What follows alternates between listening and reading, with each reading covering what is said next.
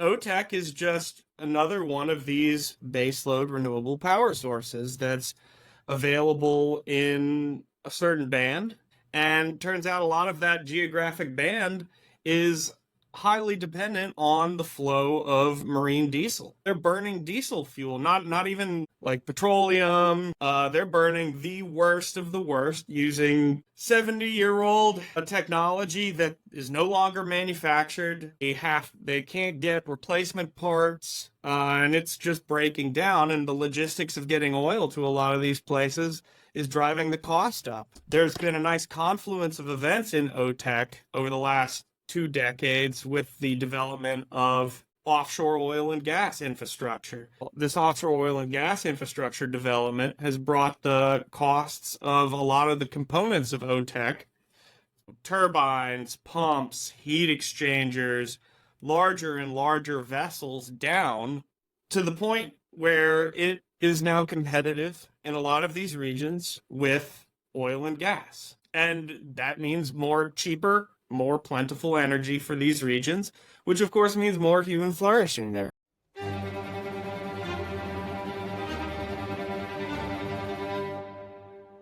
Greetings and salutations, my fellow plebs. My name is Walker, and this is the Bitcoin Podcast. The Bitcoin time chain is 842738, and the value of 1 Bitcoin is still 1 Bitcoin. Today's episode is Bitcoin Talk, where I talk with my guest about Bitcoin and whatever else comes up. Today, that guest is Nathaniel Harmon. Nate is a chemical oceanographer and the CEO and co-founder of OceanBit. They're building ocean thermal energy conversion, or OTEC, technology to deliver 24/7 baseload power across the world. Bitcoin mining is also a key part of their technology stack. This was a fascinating conversation, and I know you're going to enjoy the heck out of it and learn a lot along the way. Before we dive in, do me a favor and subscribe to the Bitcoin Podcast wherever you're listening, and give this show a 5-star rating. Or don't, Bitcoin doesn't care, but I sure would appreciate it. Also, just a heads up that you can head to the show notes for links to discounts on the Bitcoin-only Bitbox O2 hardware wallet from Bitbox Swiss, and on 5G SIM cards from Cloaked Wireless that protect you from SIM swap attacks. The promo code for both is Walker. If you'd rather watch this show than listen, you can head to the show notes for links to watch on YouTube, Rumble, and now on Nostr via Highlighter. But if you're like me and you prefer to just listen to your podcasts, I highly recommend you check out fountain.fm.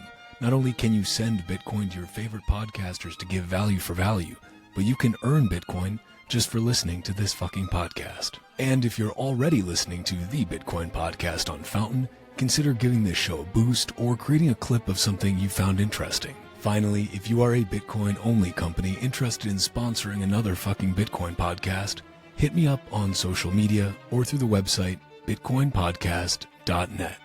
Without further ado, let's get into this Bitcoin talk with Nate Harmon.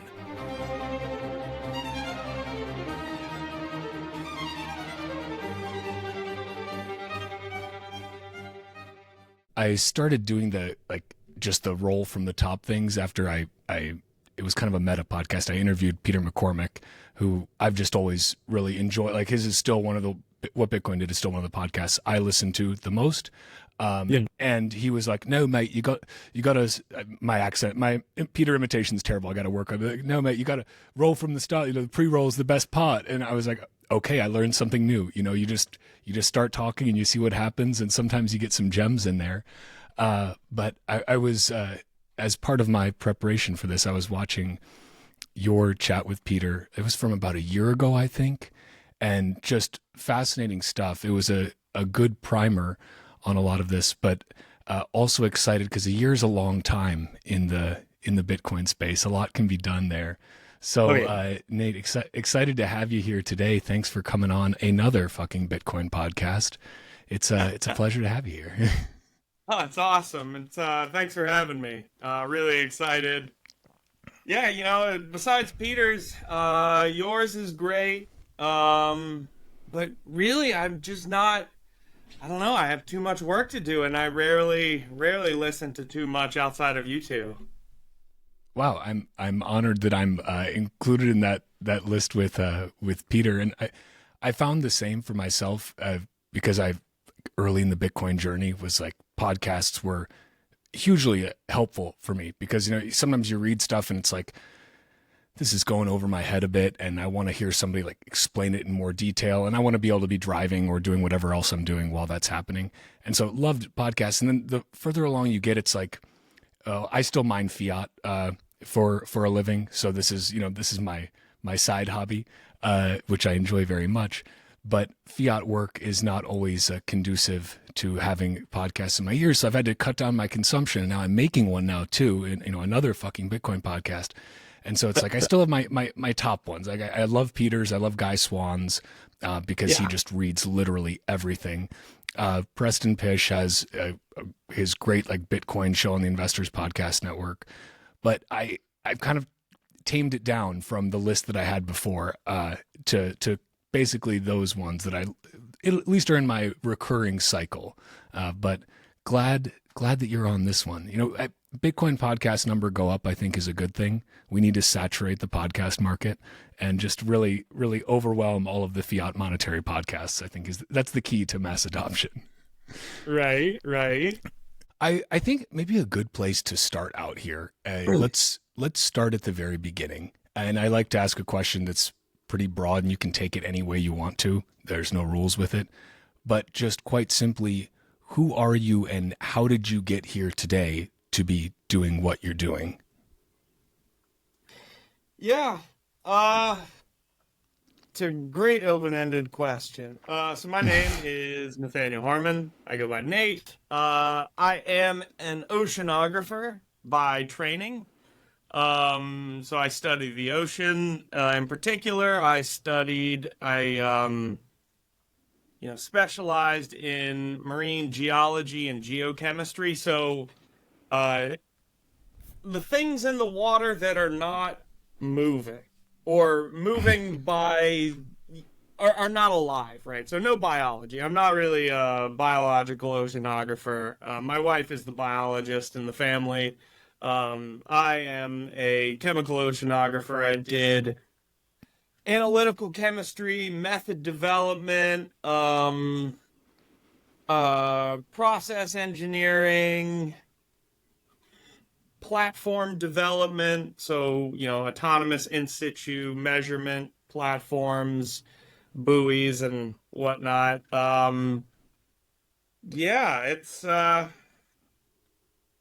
It's been a life, multiple phases. At one point I was a scuba instructor, which is really where I fell in love with the ocean. I taught people how to dive in the Keys, and then moved out here to Hawaii with my wife, who at the time was a dolphin trainer. So we were, a very ocean-centric couple. We met in the Keys, in the Florida Keys, and decided to move to Hawaii after about 3 months of being together. So it was a quick turnaround. We've been together ever since. We've been married now. She's gonna kill me for forgetting how long, and we have one small child, and you're a father now too, as well. It's a trip having this little human running around. All of a sudden, it's just this fully fledged person, and you're like, I'm just trying not to screw you up. You're who you are, and I'm gonna do my best just to nurture that. But yeah, I'm very early in this journey. It's only 4 months for me, so I've got some learning to do still. But not running around yet. No, flipping over constantly. Just really. Oh yeah, and so it's like just constant rolling over. Seems to really enjoy that. Smiles constantly, which is great. Finds everything hilarious. So he's going to be a prankster and a joker. I think that's the vibe I get from him. I remember my daughter's first method of locomotion was the continuous turning over, and we would just see her rolling into the kitchen, rolling out of the kitchen, because she couldn't go forward and backward. It was just, rolling over, over and over again. It was the silliest thing. That's creative problem solving right there, though. It's like, can't figure out how to go forward. That's okay. I'll move side to side. Yeah, you you have the tools in front of you. You only have a certain skill set, certain set of tools, and you got to figure out how to use those tools in a creative manner, right? Absolutely. I mean, that's what Satoshi did. And he did it quite well, apparently, because here we sit on another fucking Bitcoin podcast because as a direct or few orders down result of this guy, people, whoever, deciding to just make money. It's kind of wild. Like sometimes I sit back and think about it. I'm like, what would the world look like? What would like many of our lives look like if Bitcoin just didn't exist? If there was that vacuum, what would all of us who are somehow involved in the Bitcoin space be doing? And it's kind of hard to imagine. I guess more of the same. Maybe some of us would have found tangential paths. Maybe somebody else would have come to market with some other sort of, some other cryptocurrency. Maybe if Bitcoin wasn't the progenitor of all of this. I don't know. That's always what I It's a figure. wild thought experiment. I always liken Bitcoin to a discovery rather than an invention. Like it was always out there. The tools to create it were always out there, but nobody had put them all together in the correct order. And somebody would have done it eventually, realizing that the thing that no one had tried, was to just disappear. It's a thing that I think would be almost impossible for most people. Like that took a special type of person to be able to remain anonymous and then to completely pull back from it and truly disappear. And then to whatever he, she, they are doing now has not touched the coins. Maybe they're no longer alive. Who knows? But it's wild to think about. Like Bitcoin would not exist as it does today if Satoshi did not disappear. It's not possible for it to exist. That's a throat to choke. And as it is now, there is no throat to choke, which is wonderful because there's a lot of people who want to strangle it. That's true. Yeah. Yeah, you avoid a lot of regulatory problems by simply not existing. When we were in the hospital, for the birth of our daughter, the lady comes in and is like, "Oh, do you want me to fill out the Social Security form?" And I took a second. I was like, "Wait a second. Do I?" And I had to. So they said, this is a formality. There's no choice. There kind of should be a choice, though. Social Security is such a weird thing because that system, like, we were never meant to use the Social Security number as our, like, de facto government identifier. That was never the idea. They just had no other system. Into the Social Security law, do not use this number for identification. It's and then here we are now, however many years later, and it's like, nope, that's basically the one number that you need to be able to do anything and prove that you are a person, a citizen in the U.S., and of course so that you can, be taxed appropriately and such. But it's just so funny. It's kind of an example of a really good example of a temporary solution just becoming permanent because of inertia. And like we're not going back on that. And then meanwhile, it's just childishly easy to scam people out of their socials and get access to that. And you send it unencrypted so many times and it touches so many people. And it's like, oh God, this is a really terrible system. Like shockingly terrible. It's just floating out there for everybody. Yeah, it's a mess. Well, now speaking of systems, if I may, I would love to kind of dive in a little bit and talk about systems involving the ocean. And I would like to talk about OTEC specifically, which is what you are passionate about, focused on building a company around. Can you talk about OceanBit a little bit at maybe a high level in terms of what OTEC is, what it kind of enables, and then we can maybe get into some of the more nitty-gritty about it? Sure.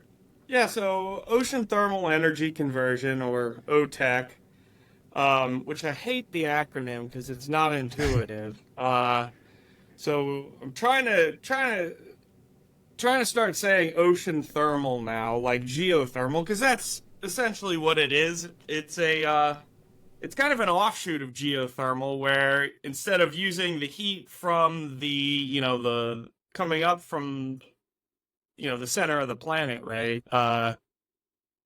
You're using the heat that's retained in the surface layer of the ocean. So, right, the sun shines on the ocean, gets nice and warm. Here in Hawaii, it's very warm all year round, right? No wetsuit required. I don't know where are you located right now? Oh, in just balmy Illinois. We'll just say Illinois generally.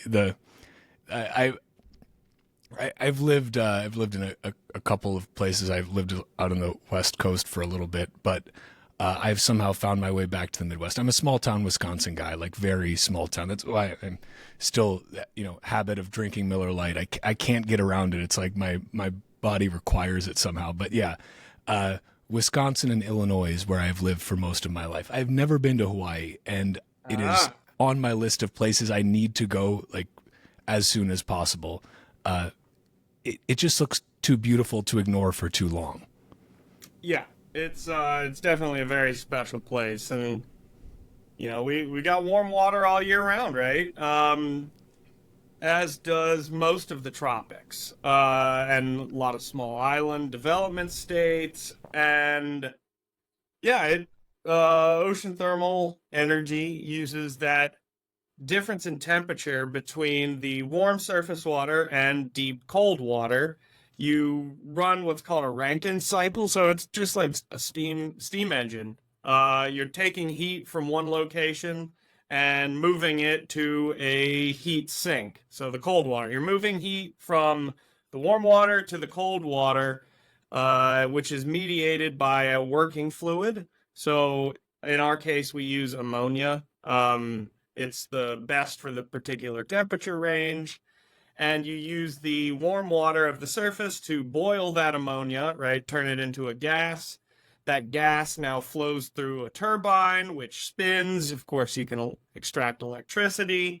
Then you condense that gas back to a liquid using the cold water. And then you just pump that ammonia back to the warm water heat exchanger, and it just goes around and around and around in a big loop. So it's a base load component, and we can go into that a little more later. It's a base load energy source, so it's available all year round, right? I don't have to wear a wetsuit in Hawaii, even on the coldest day of the year. That's energy, and there's a lot of places in the world right now that are hurting because of the uncertainty in the cost of diesel fuel, just the logistics of getting oil or diesel or coal to some of these far-flung places just drives that cost up. Here in Hawaii, we're paying 46 cents per kilowatt hour. Because we don't have that energy independence, and OTEC, ocean thermal, can provide that energy independence to a lot of places. I appreciate the primer on it because you were the person who actually, when I started following you on Twitter, you were the one who introduced me to this concept. And I had looked into it back then. I don't even remember exactly when that was. But then I've been looking into it more since. And it's really kind of fascinating. And it seems so, in a way, obvious and simple that you kind of say, well, wait a minute. Why is nobody doing this? And I understand the technology itself has been around for like 100 years, something like that. Can you talk a little bit about, okay, this is a technology that's been around, for multiple generations. Why did it not find traction? What was the barrier to it that, like, it's been around for so long and it seems so obvious, especially for places like Hawaii, places in the tropics, places around the equator? Why did this not catch on? Well, yeah, like you said, it's been around for first conceptualized like 150 years ago. Jules Verne in 20,000 Leagues Under the Sea was the first real inspiration. Then the first plant was constructed in the 30s, 1930s. Of course, that was not great timing for alternative energy sources, right? I mean, there were, electric cars at the time. There was a big competition between electric vehicles at the time and, ICEs, internal combustion engines. And there was a couple of massive oil discoveries in the Middle East, in the US, and that was the end of it, right? I always liken uh I always liken fossil fuels to, fiat. You're borrowing against tomorrow for gains today. And that's kind of been the story of OTEC is they've been competing with fossil fuels. And, the largest OTEC plant built to date was the 1 megawatt OTEC plant here in Hawaii. So, decent scale and floating ship conversion here in Hawaii, deployed, everything went fine. And there was a project to build a 40 meg, right? The next step after the 1 megawatt OTEC plant was a 40 megawatt OTEC plant here in Hawaii. And that was done during the Carter administration, Jimmy Carter. And after Carter lost re-election, Reagan came, took all the solar panels off the White House roof, but he also cut funding for all the renewable energy projects that were going on. So it set us back, that one action set us back on solar, on wind, and of course on OTEC. It had that project gone through, which I have got a copy of the full design study, engineering report, design study here. And these things only now exist in paper because it was done during the 80s. So I have this plan that they spent millions of dollars on, to develop, to go get the parts, to do the feasibility studies, the environmental impact studies, all ready to go. Reagan comes in and just chops its head off. And if that single decision hadn't been made, we would have OTEC all over the world right now, and I'd probably be working at some other OTEC company. It's just been, bad timing, right? Fossil fuels are great source of energy, right? They're super energy dense. They're transportable, right? Coal, you can just put coal in your pocket, light it on fire, and get energy. Oil is a liquid, so it's easy to transport. Natural gas is a little more difficult, but they're easily transportable. They're super energy dense, and most importantly, they're centralizable, right? So you can have centralized control over the flow of oil. Think, there's a couple of kingdoms located in the Middle East that are, petrostates, right? The United States is one of the top producers and exporters of fossil fuels. You've got a handful of super majors that essentially run the show, right? They influence, a handful of people sitting on the boards of these very few companies influence geopolitics. And I think it was like just a few days ago that there was a report about illegal collusion between all these companies and Saudi Arabia to keep the price up of oil today, which is of course one of the reasons we have this inflation problem. It turns out that it was collusion with just a couple of people. And here we're talking, just to clarify, OPEC, not OTEC, which I think is another reason to maybe change the acronym. It's really too close to OPEC. Right. It can be too easily confused. But apologies for the interruption. Just wanted to clarify for the listener. OPEC colluding here, not OTEC. And it's not OPEC. It's all of the U.S. companies, too.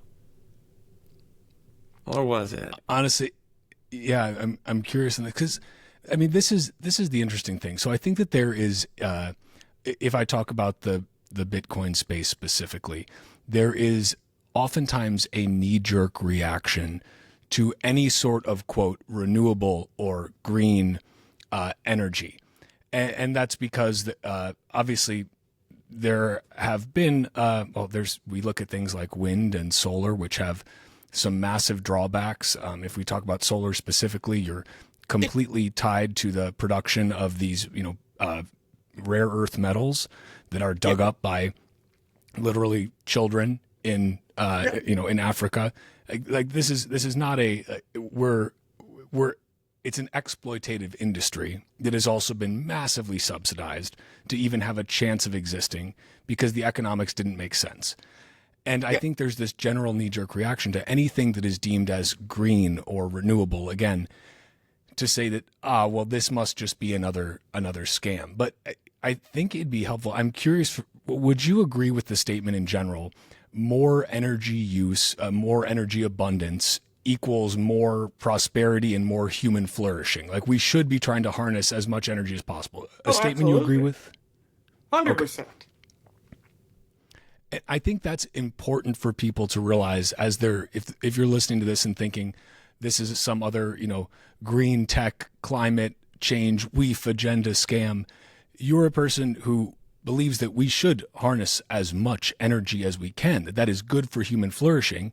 And with ocean thermal, you see, and not to put words in your mouth, but an opportunity to harness a massive amount of completely untapped energy. Can you maybe expand on that a little bit? Because I think it's important for Bitcoiners who maybe are looking at anything renewable and saying, okay, I'm not falling for this one again.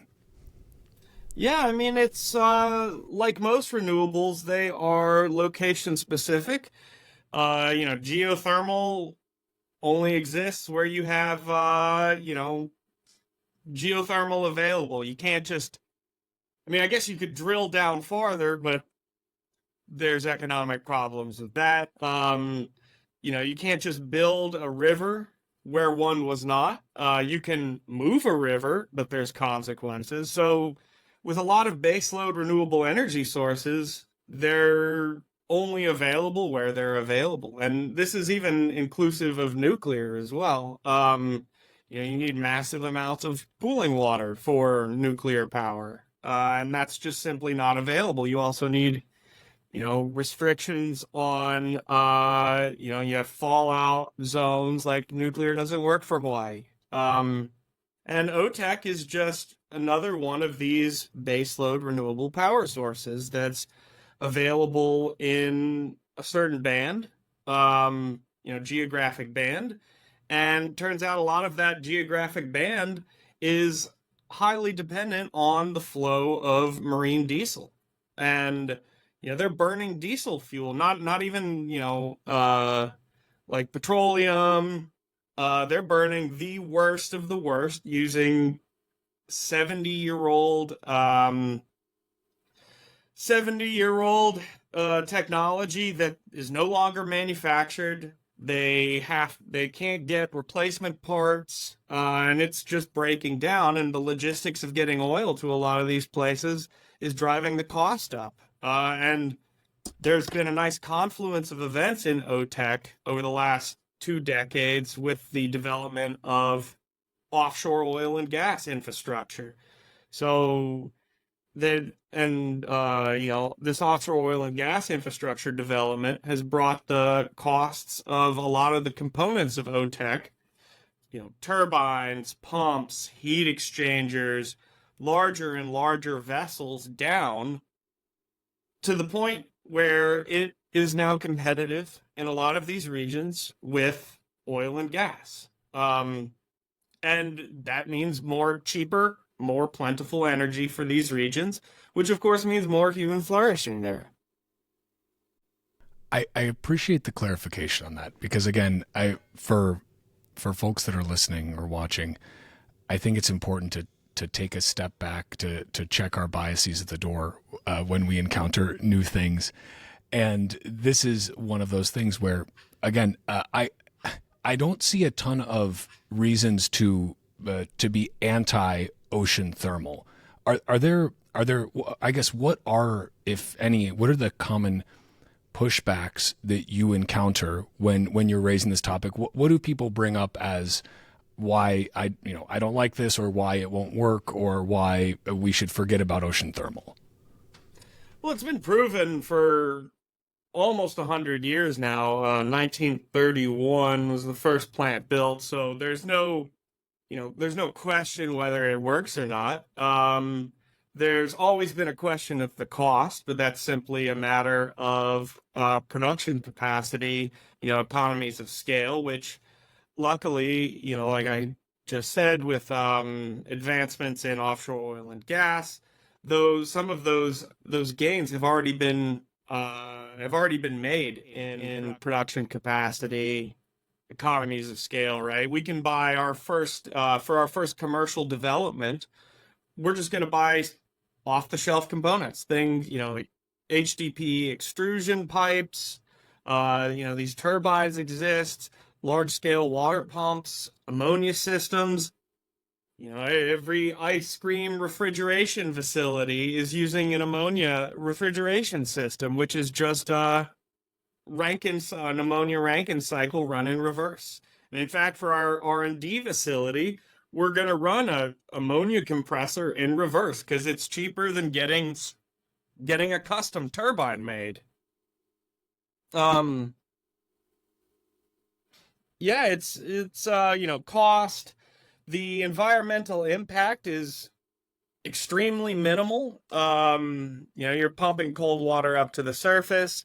Of course, anytime you have a large piece of equipment in the ocean, you're going to have some impact, but it's, rather than a wind turbine or wave buoys, they're, singular. So they only have, one mooring system rather than dozens and dozens and dozens of mooring systems driving multiple piles, causing, massive amounts of sound pollution. There's a lot of the problems in offshore renewables are avoided with OTEC. And, it's fairly benign. It has almost no carbon, virtually zero carbon emissions. And it can be run carbon negative. You can produce, CO2, marine CDR, so marine carbon dioxide removal, just by harnessing the deep water, the nutrients in your deep water. So there's really not that many objections. Altering fishing patterns is one thing, but of course, you put something big in the ocean, fish are attracted to it, so it becomes an easier spot to fish. And really, the environmental impacts, our numerical modeler, Dr. Gerard Niehaus, had done, large-scale global coupled climate modeling on this and found that it's not really until you get to the, sort of 5 to 8 terawatt range for electricity production that you start altering, the thermal structure of the ocean and then cooling it, right? Which is kind of the direction you would want to go, because I don't know if you've seen this year, but it's been a absolute scorcher. We're breaking, records, 6 sigma above the average.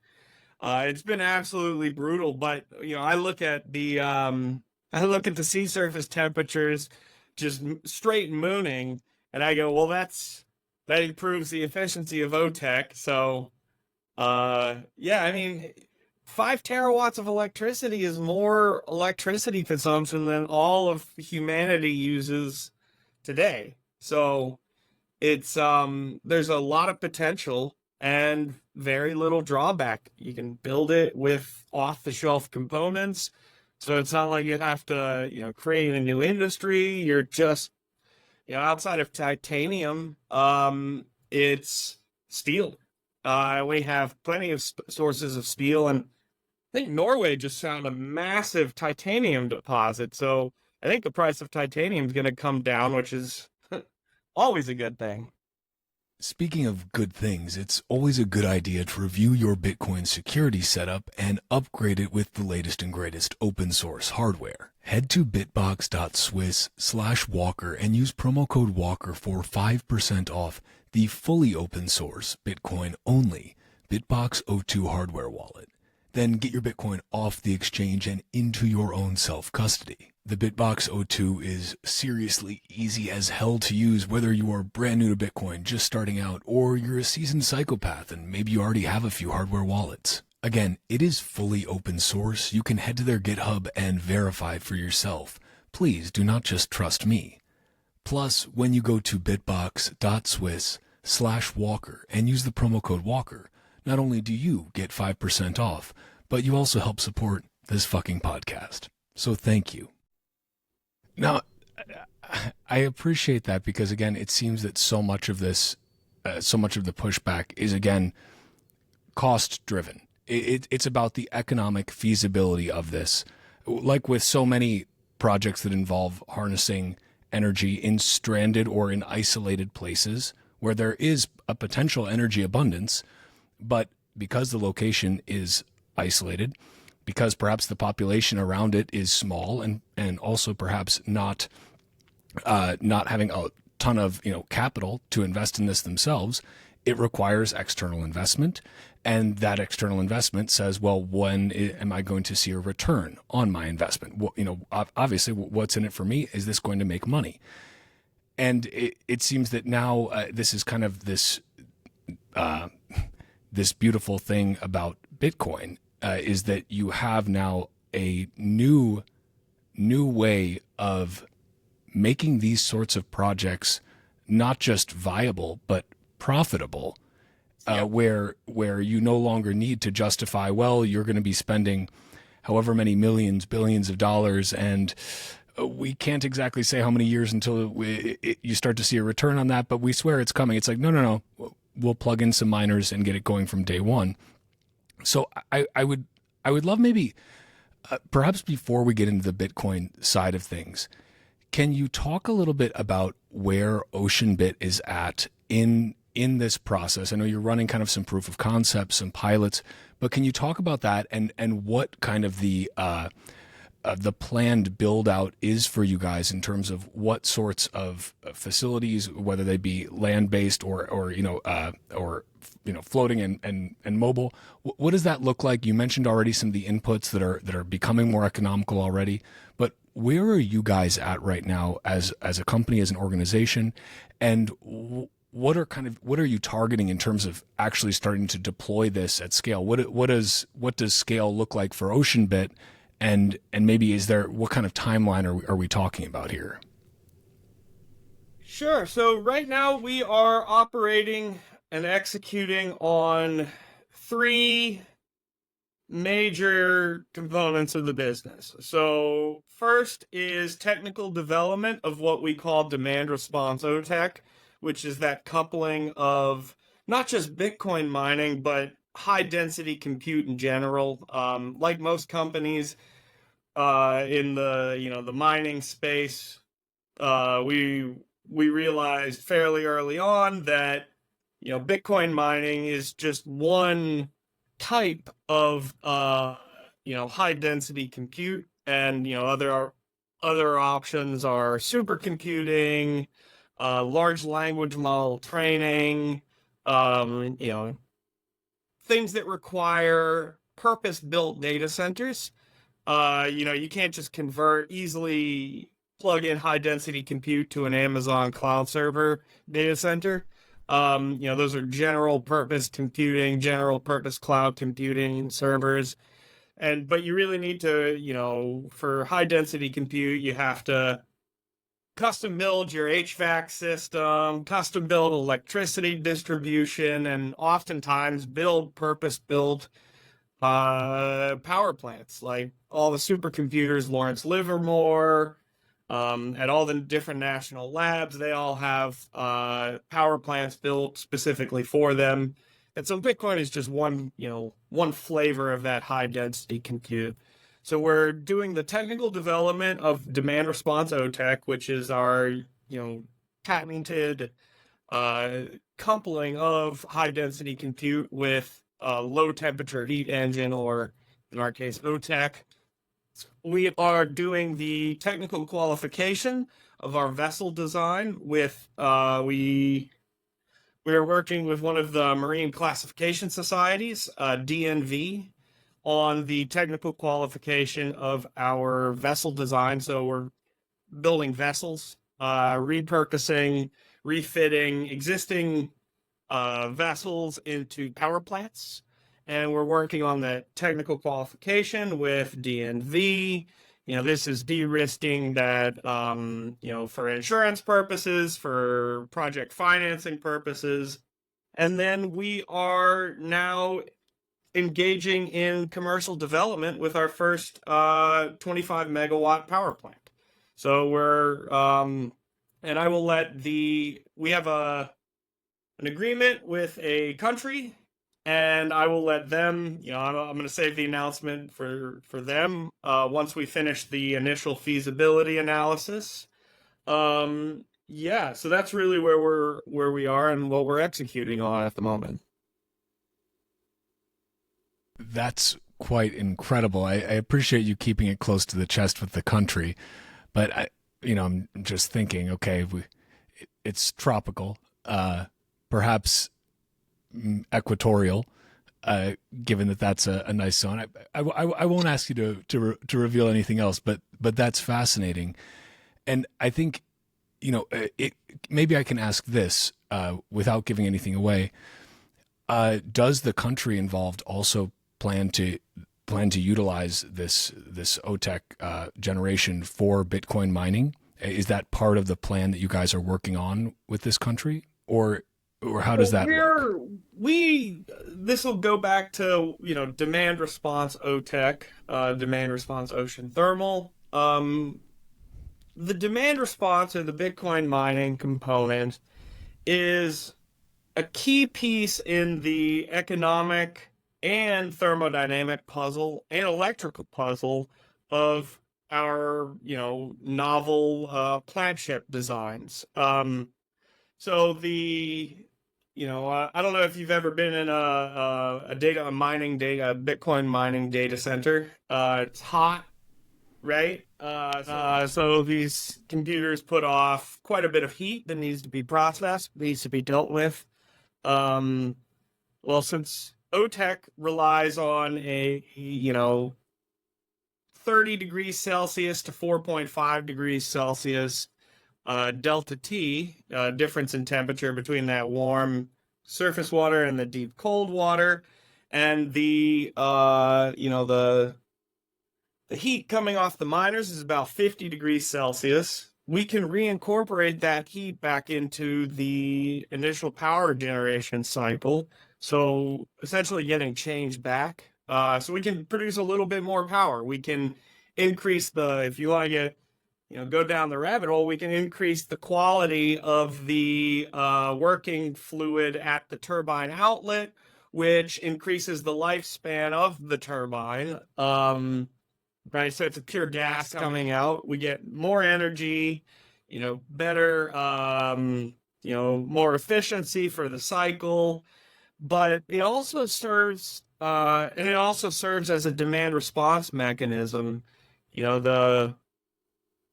in order to respond to differences in load on a power plant, we're able to cycle miners on and off at within seconds rather than, hours, right? If you want to turn on a natural gas simple cycle beaker plant, if it's not already spinning, it's going to take hours to turn on. If you're, going from cold start on a diesel generator, it's going to take hours to start. Versus miners, right? They can, be shut off. I don't know if you've ever seen how to turn off a Bitcoin miner. It's not the best way to do it. You just kind of pull the plug out, right? There's no on-off switch on it. Ideally, you want to suspend the mining process and you drop your, usage down to like 0.4 watts, zero point 0.4 kilowatts or something, and then you just pull the plug. But you still just pull the plug. You can turn these miners off in seconds. And so as a response mechanism to differences in end consumer consumption, that is a very powerful tool to balance out, supply and demand issues, right? If they need more power, we can turn the miners off, make that available almost instantly. If they need less power, we can turn miners on.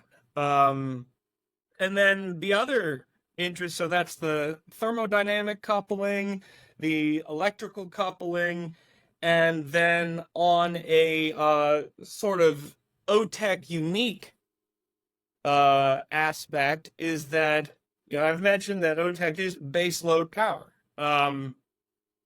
But there's a little caveat there. It's only baseload power based on the coldest day of the year. So, the coldest day of the year, right? If I have a 25 megawatt power purchase agreement, I need to be able to supply that 25 megawatts year round. Right? And, the annual cycle and even the diurnal cycle, right? The water gets warmer during the day and in the summer, and it gets colder at night and during the winter. So in order to meet that power purchase agreement, I have to be able to generate 25 megawatts of power year round. And so that means that every other day of the year that's not the coldest day of the year, I'm actually generating more power than that power purchase agreement. In the past, Dr. Luis Vega, who's an advisor to our company and is the godfather of OTEC, also happens to be my neighbor.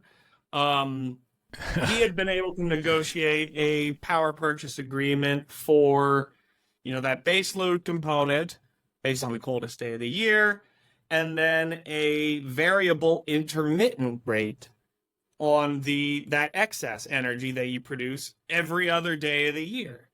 And one of the things that's never been really discussed in the literature around OTEC is the economic impact of having to sell during the summer 20% of your power production at, dog shit, 4 cents per kilowatt hour price. And so this is another way that Bitcoin mining plays a big role, because what we can do is we can stack just a little bit extra. So instead of having, 25 megawatts of power production on the coldest day of the year, in this particular case, we would have 27 point something megawatts available on the coldest day of the year. We have a data center running a bunch of miners, able to soak up that excess energy, and during during the winter time, winter in the tropics, it's just slightly colder, right? But not just winter a little bit by any colder. stretch. Yeah. You can run the miners underclock. So you have 100% of the miners running, underclocking them, so they're slightly more efficient. And then throughout the year, as the sea surface temperature heats up and you're producing more power, you can shift those miners from underclocking to overclocking throughout the year, so that the same number of miners can be run throughout the year, going from underclocking to overclocking. So you don't have anything sitting there idling, no dead weight. And then now, because you have that excess power, and you have a buyer for that power, rather than an intermittent rate, you can now negotiate a peaker rate. So not only can the OTEC plant function as a baseload production, but also in a peaker capacity. So, which is having more energy available for peaker capacity in the summer when it's, 40, when you're pushing 40 degrees Celsius, takes a lot of air conditioning, to deal with that. And of course, it's only getting hotter. And this year has been absolutely brutal. So having that excess capacity that can be made available within seconds is very useful because now we can sell that at a peaker rate, that capacity if needed at a peaker capacity. It's which garners a much higher rate. So, we're targeting around for our first power plant, roughly 20 cents per kilowatt hour on a first of its kind build, which is damn good. And then using that Bitcoin mining stacked on top of that as our margin, so we're able to sell into a PPA at just about the LCOE, use the Bitcoin mining on top as margin.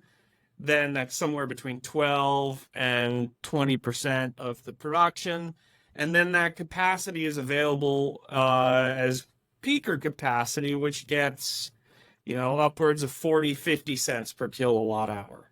So yeah, that's a lot, but it's a very useful function. Turning what once was an intermittent production, and most of the time it would just be thrown away. Now we're able to monetize that excess consumption and make it available for times of emergency. It's either you buy the peaker capacity or you have an entire grid blackout.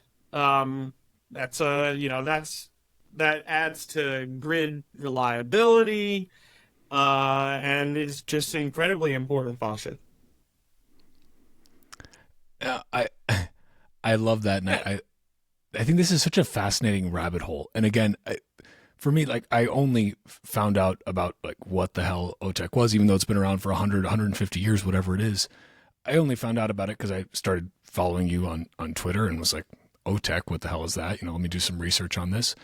And again, it seems that it's such a beautifully simple solution. Like, you're using a difference in temperature that in tropical zones always exists between the deep cold water and the surface tropical temperature water where you can swim without a wetsuit year round, feels great.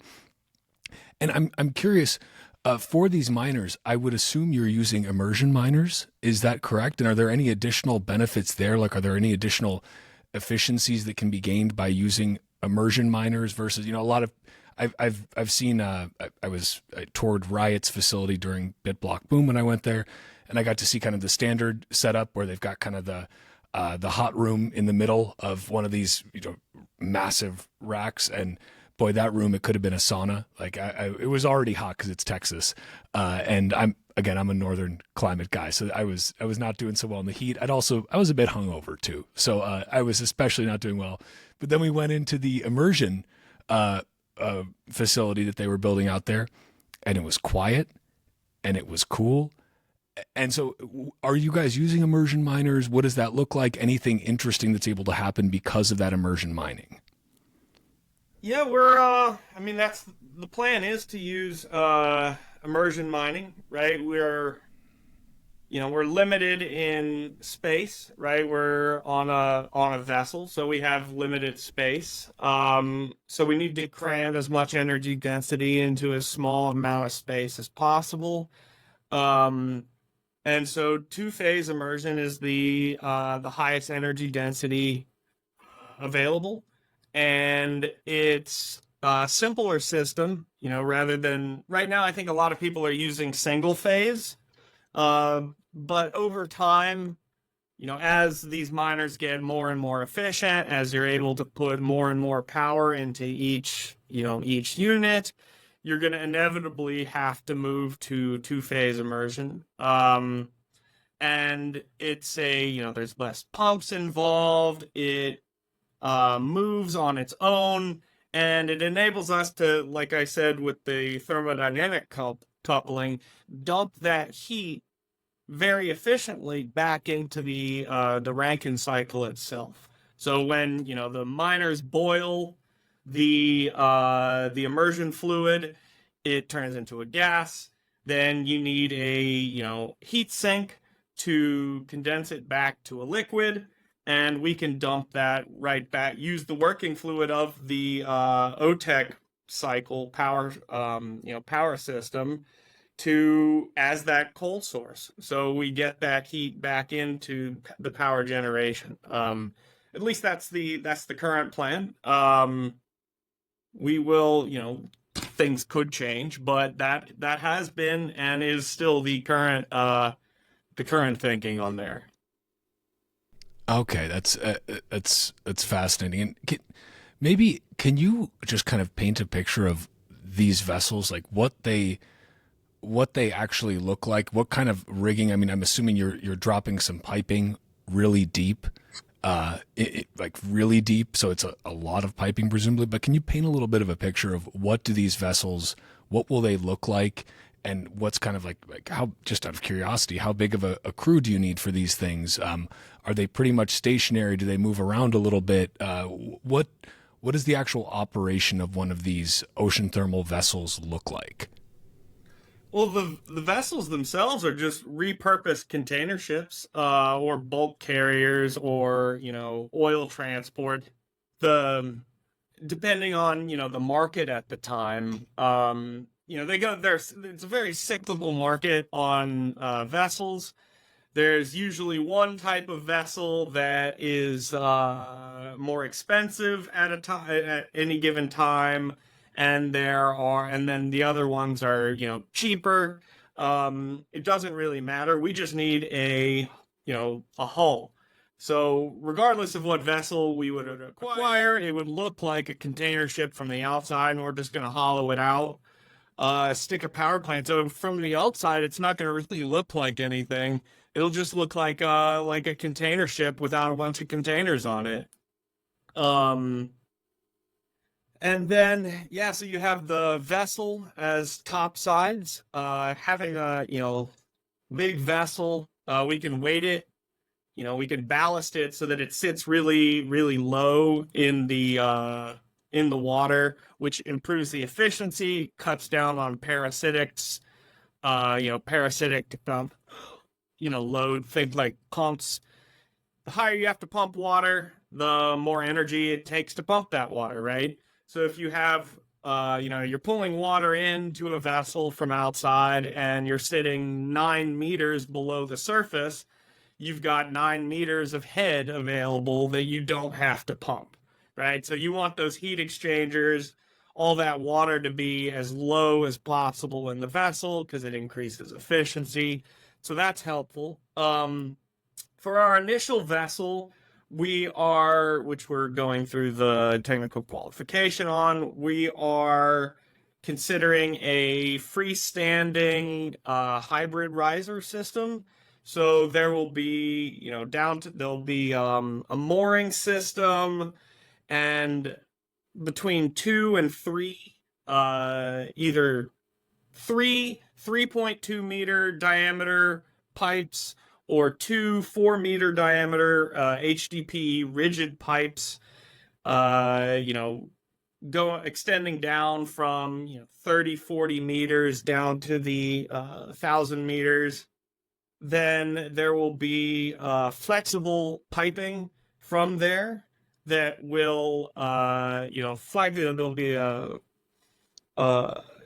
valve that goes to flexible piping, which will then come up out of from the surface and will actually, come over the side of the vessel, rather than having a gimbal or having to, drill through the hull. Hull penetrations are a big pain in the ass, to get, insured, classed. So having them for the initial system, having them come up and over the side is, going to cut down on costs, cut down on insurance costs, cut down on time, and make it easier to attach, detach for the initial deployments. Yeah, I think that answered all those questions. No, Did I I miss love it. I one? mean, no, no, no. I mean, it's really really cool, and I was kind of wondering because I'm imagining like this pipe just coming right from the bottom of the ship, but obviously that doesn't make a lot of sense. Like if you get some really intense weather and you need to be able to presumably like drop that pipe and go, you don't want You that can thing to do be that. actually, yeah. That's how Okay. in the past, that was the initial thought on you know, previous vessel designs of ours and of others. Um, yeah, you can just you know, you have a gimbal system or just a, you know, pass through, and it's absolutely possible. And your, you know, HDPE is fairly flexible, even though it's rigid. So you've got you know, you've got wiggle room. And the, you know, the two systems are really, because the vessel is so large, they would be uncoupled. They wouldn't be, you know, acting as a coupled system, so they'd be uncoupled, and you can handle large pipes coming through the, you know, right through the hull. Just it's wild to think about this, the scale of this, and so I mean, again, this seems like an idea whose time has come. But when I say whose time has come, the time has been here, but the economics have come, perhaps. It's finally at a place where, because of the component costs being reduced because of other factors, and then also because of the fact that Bitcoin exists, Bitcoin mining exists, the need for not just Bitcoin mining, but other really high density compute operations exists. This is kind of this beautiful confluence of factors that is like coming together. And again, it seems crazy to me that for all of the talk of climate change out there, that I don't hear more about OTEC. Like this is what kind of blows my mind, because again, once I learned about this, it seemed just like really obvious. Like, well, okay, cool. You're using the delta T, the difference in temperature, and you're, you know, okay, is there a minimal ecological impact around? Yeah, probably. You know, you're pumping a lot of water up and you're putting water back in. Okay, but these things, as you're building them, can be mobile. You can move to a spot where you're going to have the least amount of impact. But it just seems crazy to me. I mean, is there more coming out in, let's say, the mainstream scientific literature that is supporting OTEC? I'm going to start saying ocean thermal. I'll stop saying OTEC, I promise. But is there more that's starting to come out, like in favor of this, like a second, you know, renaissance of this technology, where people are saying, hold on, it's been around for 100, 150 years. It now makes sense.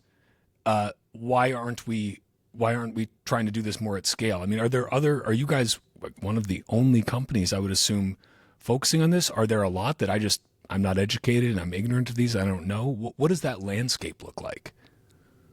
Yeah, the competitive landscape is really starting to pick up. There are a number of companies that are working in the space. There's Global OTEC is one. They're out of the UK. They're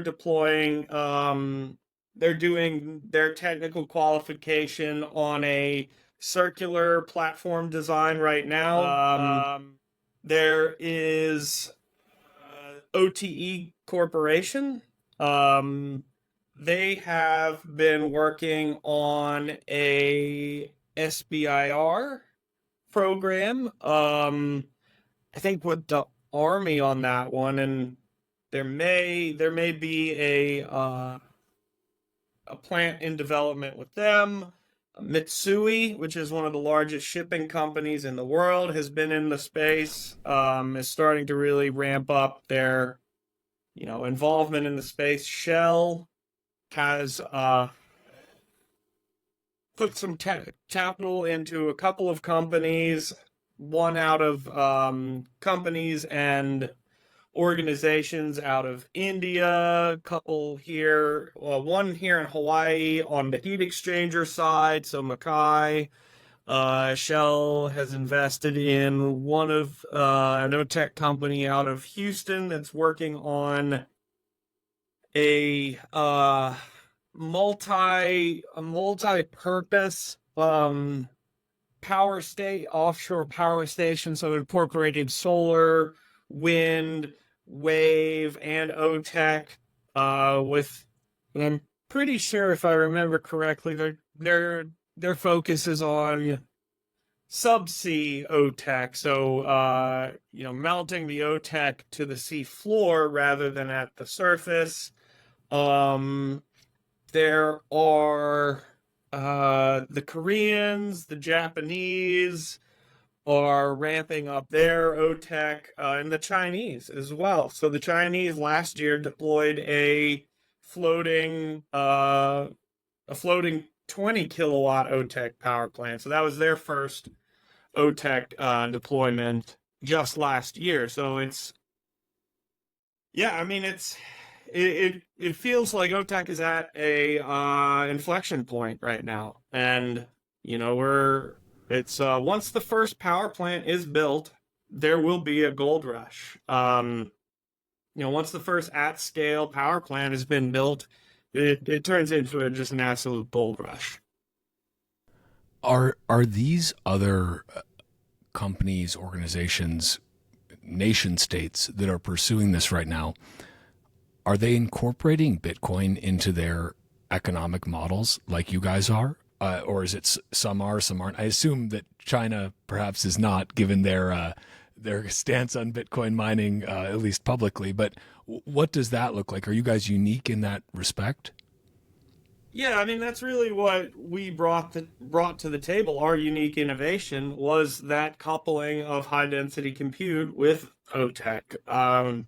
We have the patent, we have PCT, the PCT patent that covers 140 countries or something.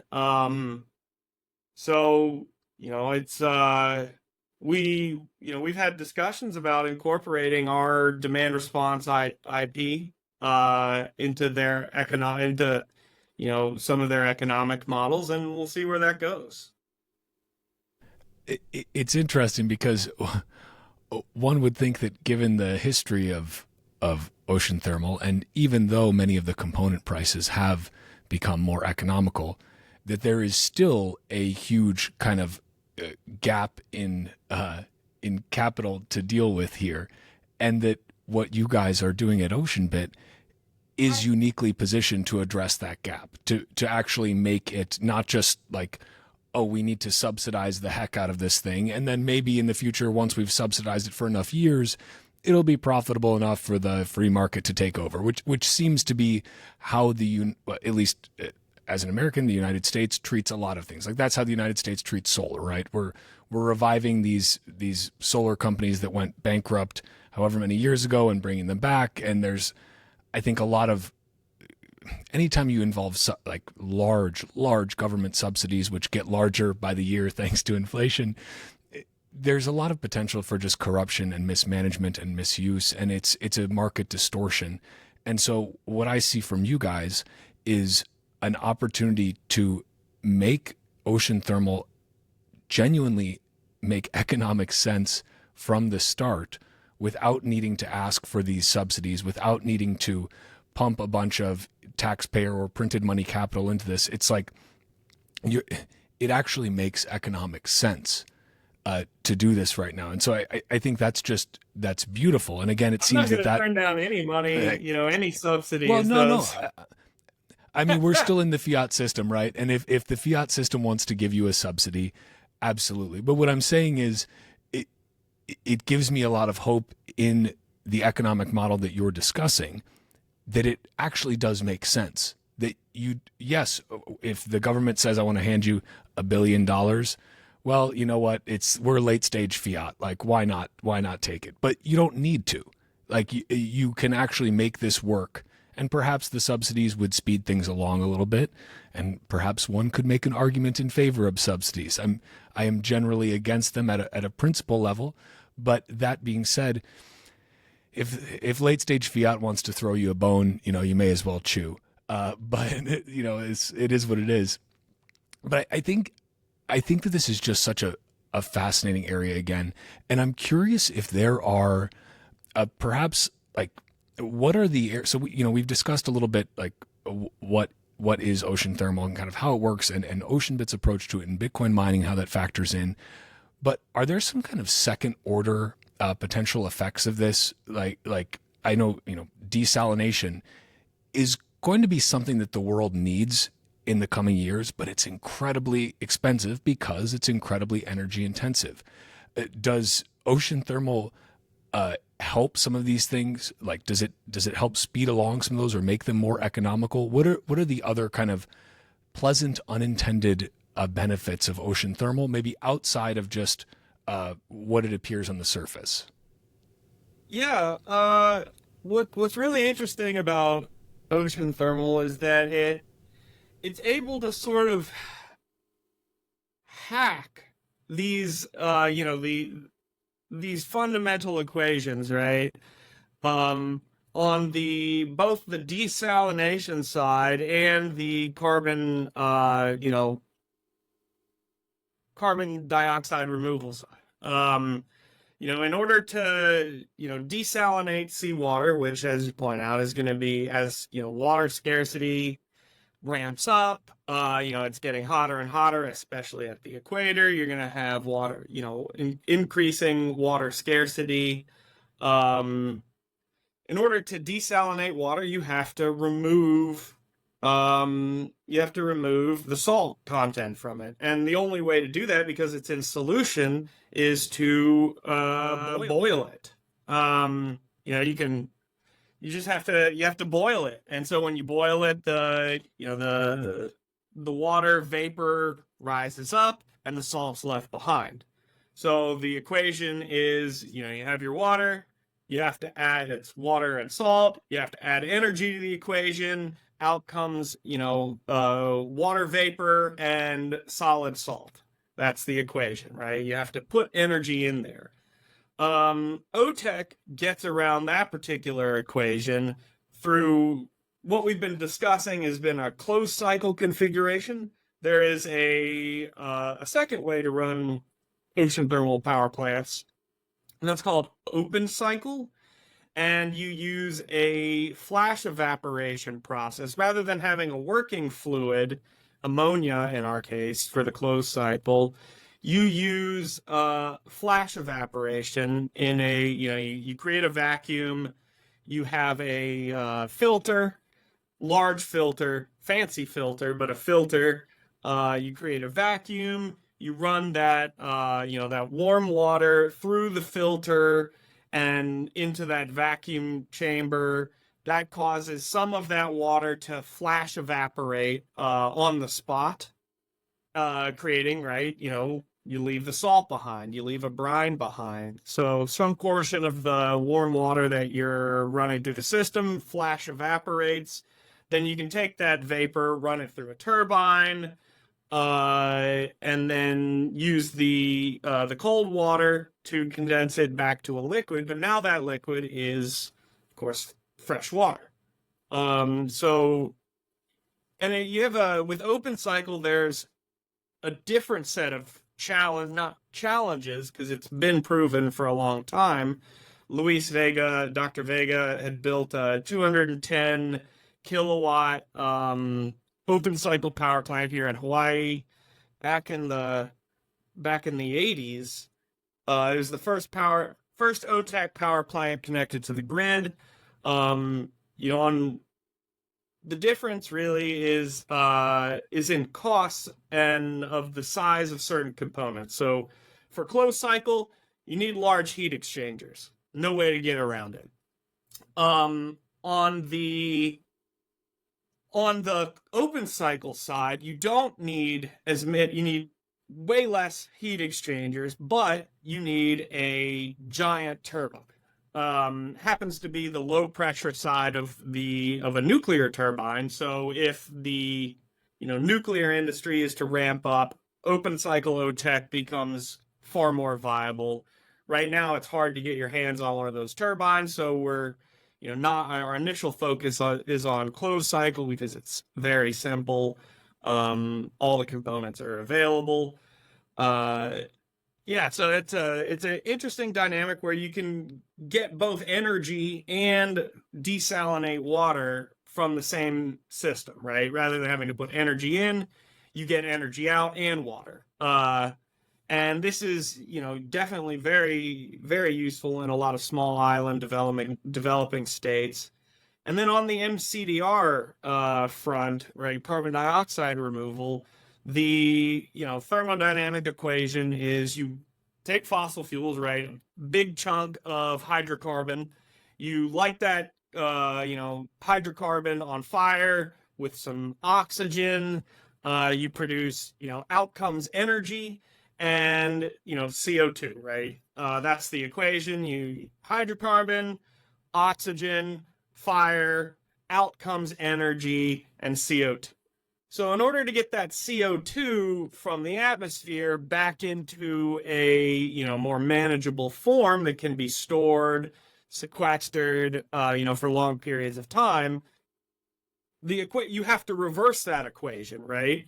So you need to put energy into the system to pull that CO2 out of the air and then turn it into some more manageable form. That's an issue because as the energy transition ramps up and the CO2 in the atmosphere is going to just snowball, right? It's an exponential it's an exponential sort of equation where the more we burn, the longer it's going to continue to rise for, and it's just compounding on itself. We're going to have to not only develop new energy sources to replace the aging fossil fuel infrastructure, plus more energy to keep humanity going, but we're also going to have to develop more energy sources and more power generation to remove CO2 to get us back to where today. So OTEC gets around this thermodynamic equation because that deep water that you're pulling up to condense either the working fluid or that that water vapor is highly nutrient dense.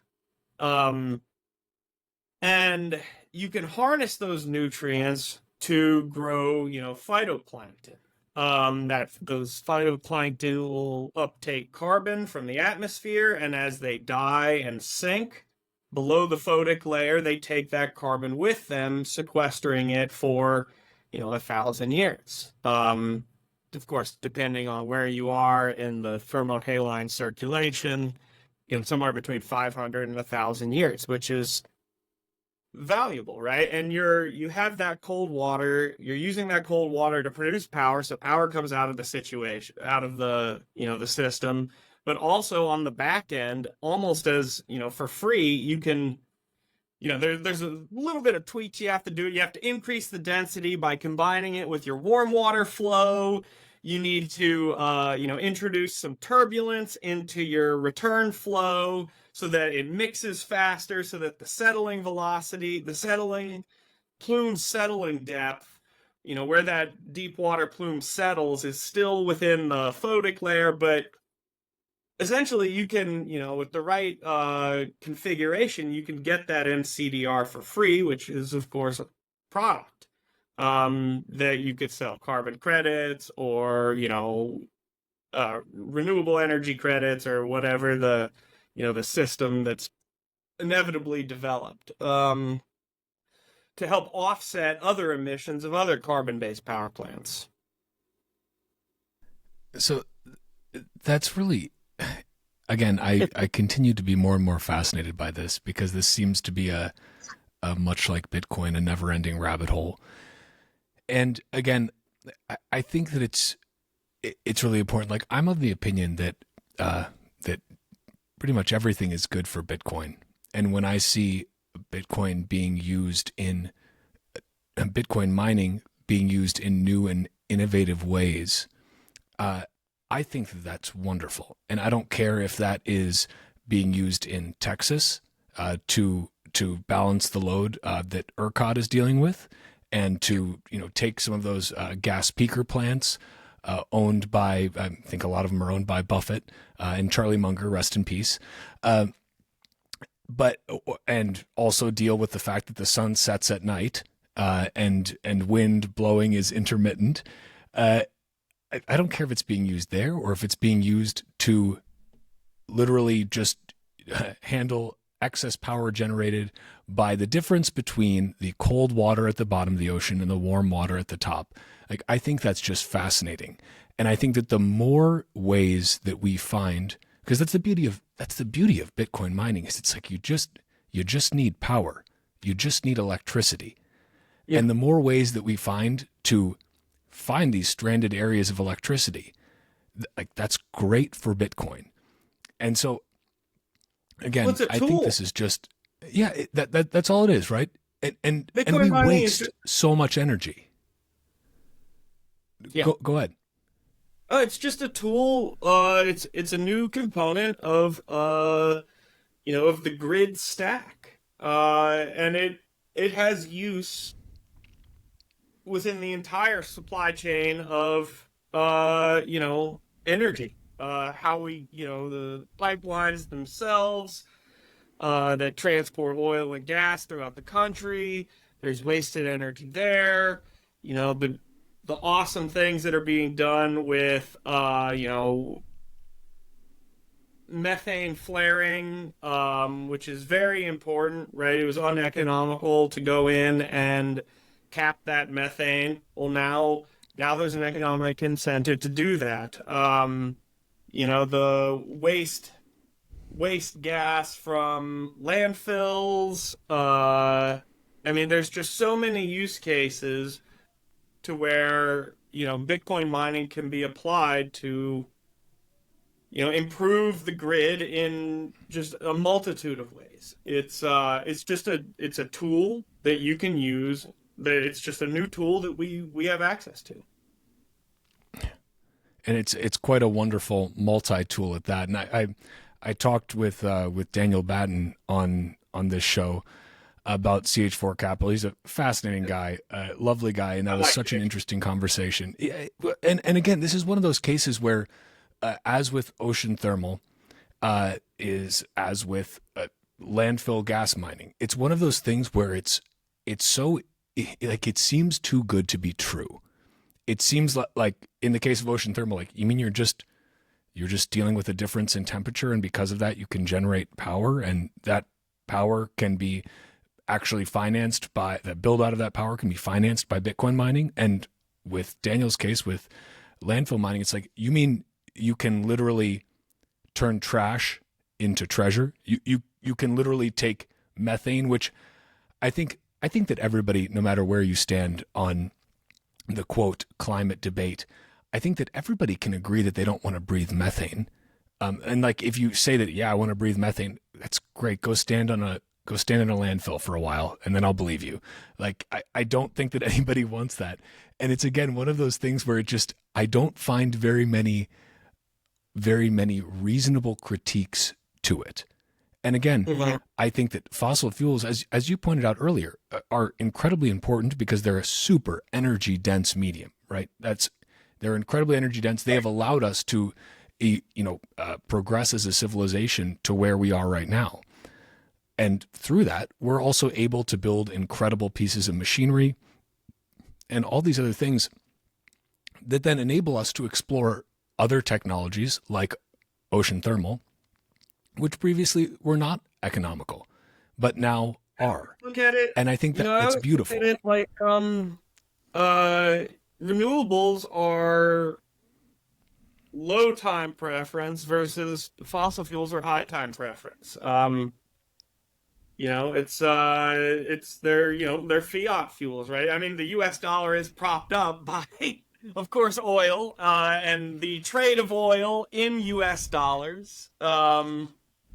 There's unintended consequences, right? Yeah, you're using that energy, today, but we're starting to see those effects of, 150 years of burning coal on, crop yields, right? Crop yields this year have been abysmal all over the world. Temperatures across the world are just, 6 sigma above what what the pre-industrial average is. This is the 2023 was the hottest year we've ever recorded. Water scarcity issues are popping up all over. You're seeing massive, floods, droughts. You're seeing, I mean, it's the result of, centralized fuel source. And I always like to think about the alternate universe of what if fossil fuels, we hadn't had access to, easily accessible fossil fuels, and we were forced to develop society around alternative energy sources like, hydropower, right? Where, since we build cities, large societies around large sources of renewable energy. Yeah, it would have taken longer to develop, but we wouldn't be, it would be more, it would be a more robust system to changes. You wouldn't be, a lot of our agriculture, a lot of our, infrastructure is built around stable climate, and we're jeopardizing that at the moment, and that's going to have, adverse effects. You're going to see people having to move out of certain areas because they just become inhospitable. And you're already seeing this, migrant crises all over the world are, political instability caused by famine or drought, right? Those are, first and second order effects. And I mean, this year 2023 has just been, and when I say Six Sigma, that means that there is no ambiguity in that. Like, there is no explanation. I think it's what is a Six Sigma? It's like 1 in so many billion chance. It's how we determine if, something is real or not, is how many, how many orders of magnitude, how many standard deviations away we are. And, I think Bitcoin is the key to this energy transition because it's uniquely suited for it, right? With fossil fuel infrastructure, it's, I'm going to simplify things here, but fossil fuel infrastructure in general, it's a low capital expense, high operational expense, right? China can build, a bunch of coal power plants because they're generally pretty cheap to build.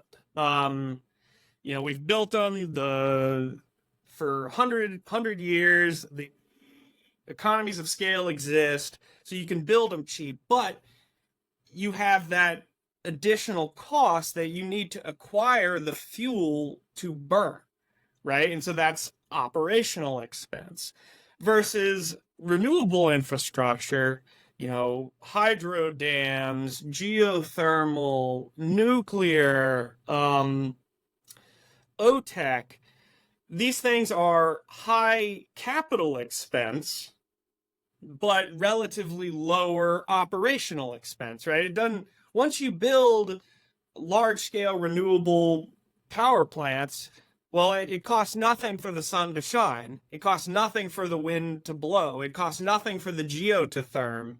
And, it's that difference that, and you can't turn it off. Like, if the sun is shining, or, the river is flowing, it's really a use it or lose it sort of situation where, you either have someone to use that energy or it's just wasted. With fossil fuels, you simply just don't burn the excess fuel.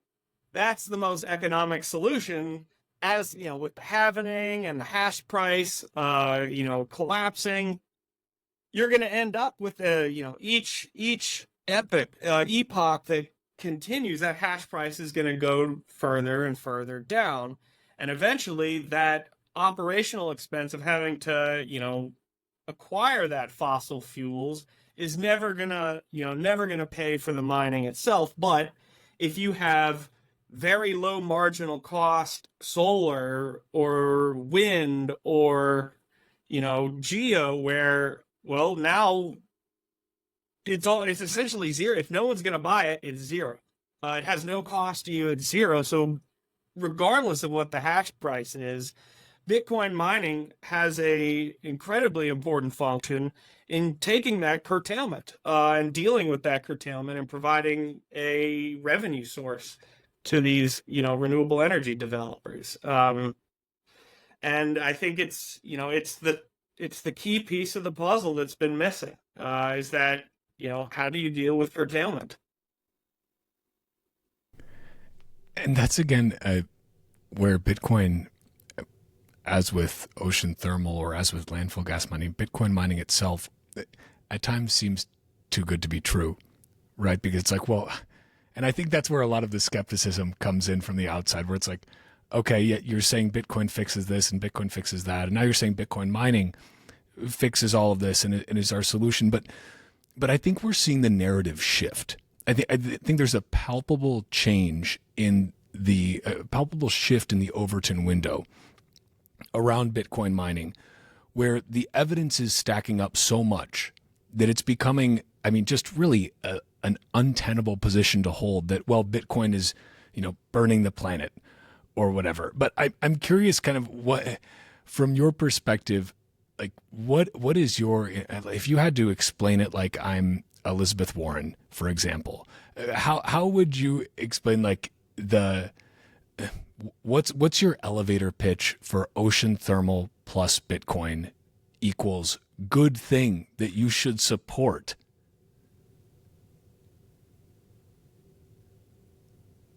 Yeah, 24/7 baseload renewable power with a built-in demand response component for coastal communities and the blue economy. I'm sold. Out of curiosity, because I think maybe you touched on this a little bit earlier, but just to make sure we drive it home, what are we actually talking about in terms of the scale of potential power generation for ocean thermal?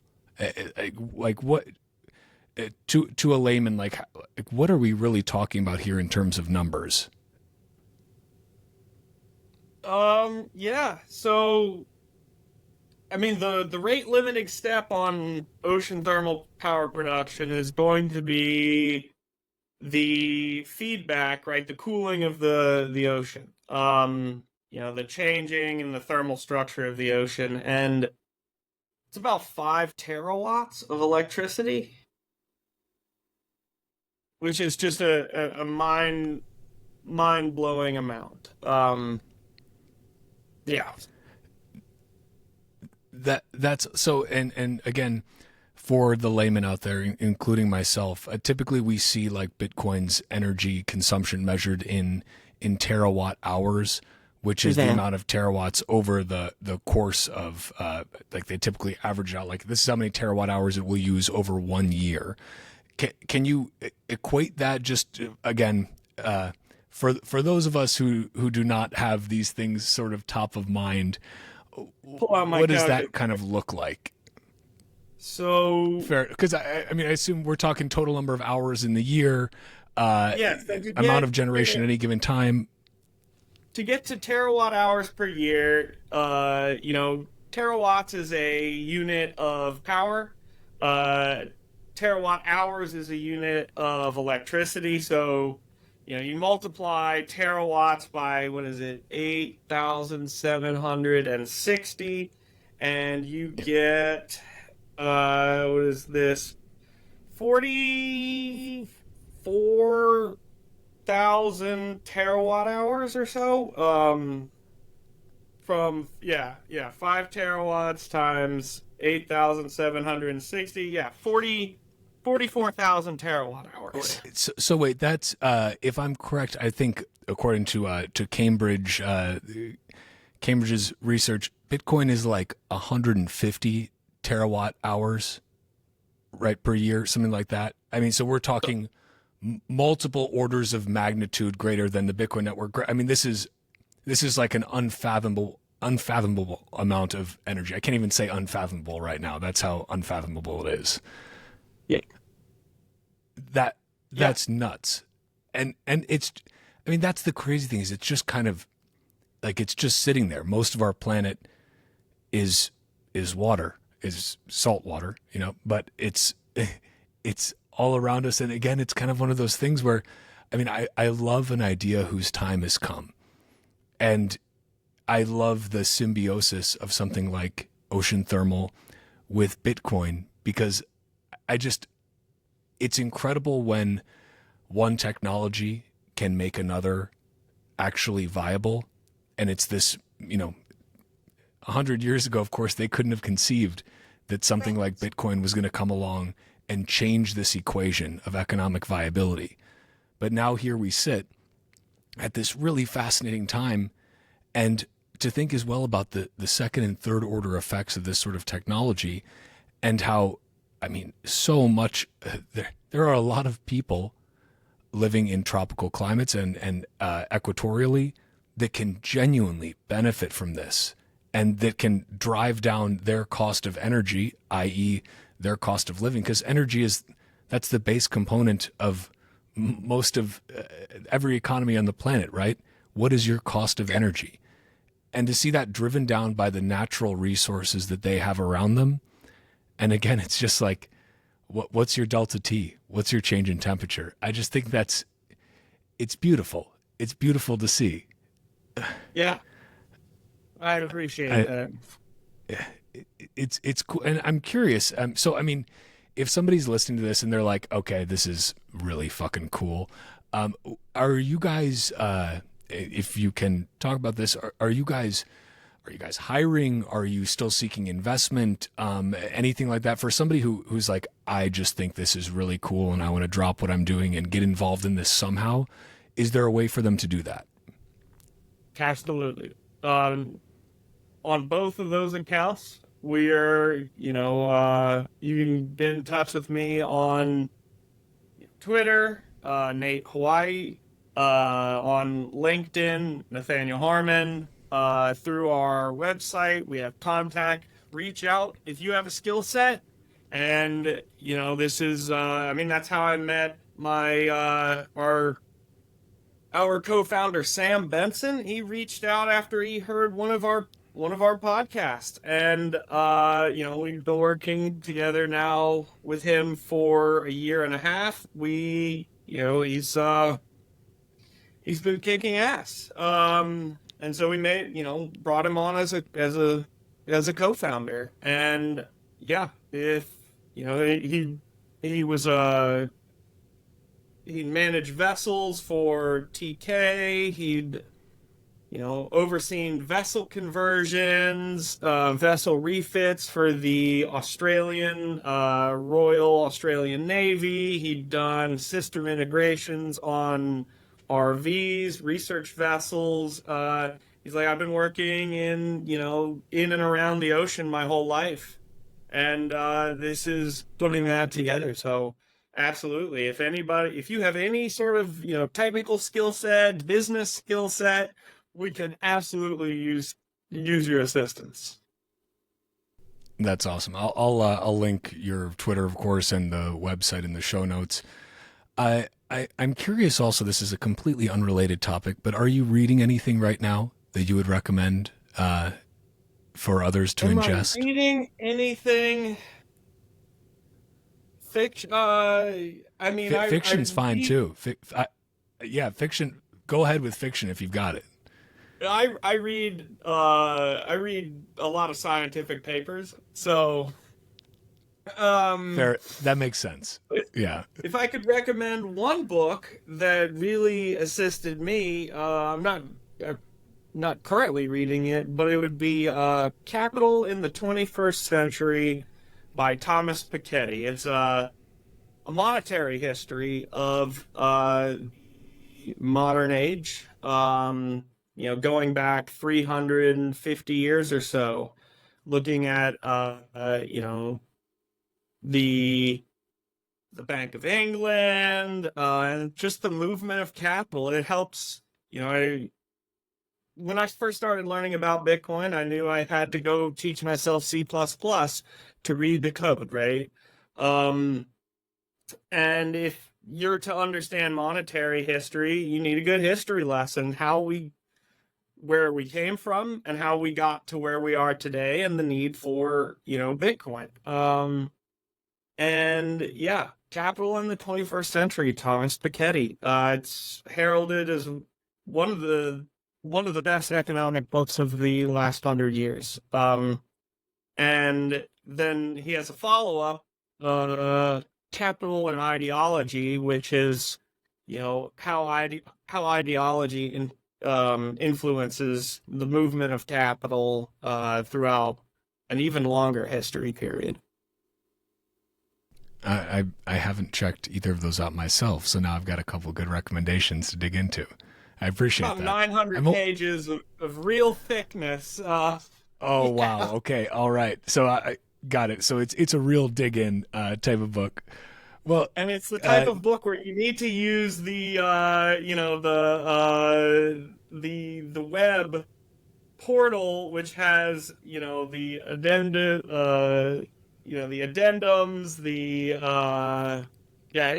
it's a real thick it's a real thick read. okay. Well, I appreciate the warning in advance, just so we all know what we're prepared for. I first of all, I appreciate you sharing your scarce time, because time is scarce, Bitcoin is scarce, but Bitcoin podcasts are abundant, and I appreciate you joining me on this one. Anything else to leave us with? Anything else that we failed to cover here today? Because again, this is just fascinating, and I love what you guys are doing. I'm very certain it's going to be very successful, and I wish you the best of luck. But is there anything we failed to cover, or any parting words?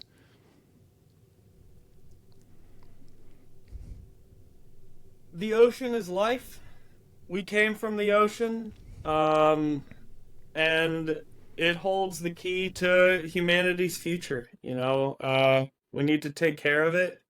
We need to take care of the land as well. Try not to throw trash into the ocean.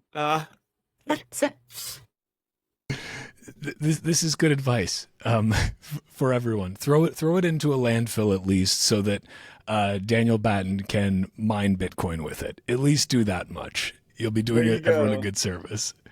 Well, Nate, thank you so much for your time again. Appreciate it. Looking forward to seeing you in the flesh here, hopefully soon at some conference or another. But until then, thanks so much. Awesome. Aloha.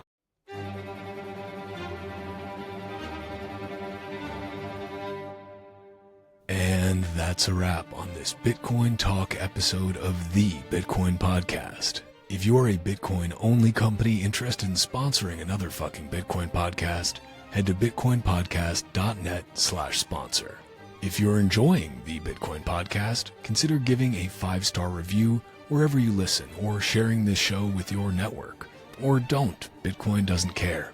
You can find me on Nostr by going to primal.net/Walker. And if you want to follow the Bitcoin Podcast on Twitter, go to @TitcoinPodcast and @WalkerAmerica. You can also find the video version of this podcast at youtube.com/@WalkerAmerica and @WalkerAmerica on Rumble. Bitcoin is scarce. There will only ever be 21 million, but Bitcoin podcasts are abundant. So thank you for spending your scarce time to listen to another fucking Bitcoin podcast. Until next time, stay free.